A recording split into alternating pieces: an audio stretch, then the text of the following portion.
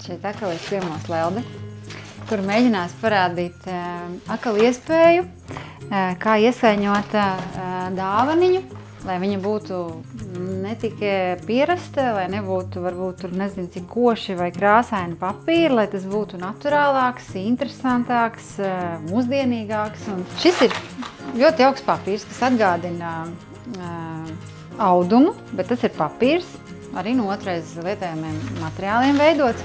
Ir jau vēl vienkāršāk varianti, var arī audumos vai avīzēs vai kādās veco žurnālu kaut kādos vākos, bet, lai viņš varbūt būtu estētiskāks, šajā brīdī es parādīšu šādu variantu.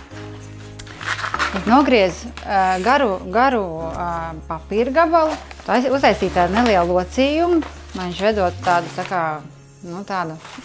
kabatas tādu pārliekamu pāri.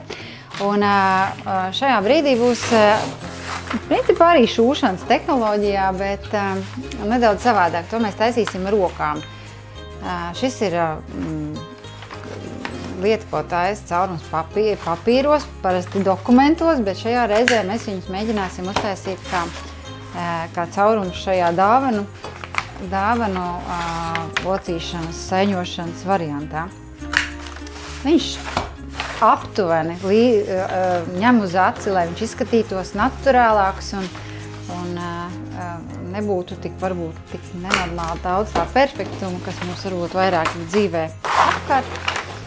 Daudziem mājās ir dzīs. Mazi gabaliņi, kur varbūt netiek izmantot. Šajā momentā mēs to varam mēģināt izdarīt. Un tad mēģinam šūt ar lieliem dūrieniem, gan izēja kā agrāk darbmācībā mums mācīja, tikai tas bija varbūt tāds smalkāks darbs, šitas ir tāds tīri rupšs. Un ejam uz priekšu.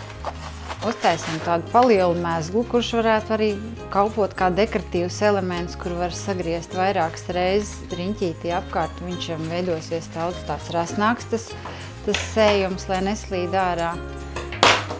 Un uzreiz otru mēģinām likt iekšā dāvaniņu.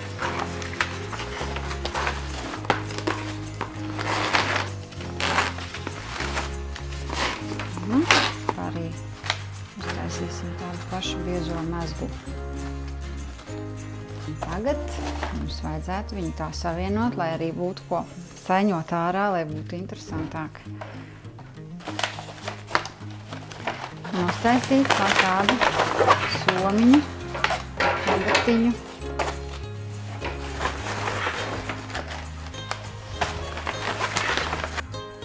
Tagad kaut kādam nelielam dekoram ir fēni čiekuriņi, ko var salsīt mūsu mežos pastaigājoties. Var arī viņus bišķiņi patonēt, lai viņi nav vienā brūnā tonī, bet, piemēram, pelēki vai balti, vai tikai mazi galiņi notonēti. Būs tādas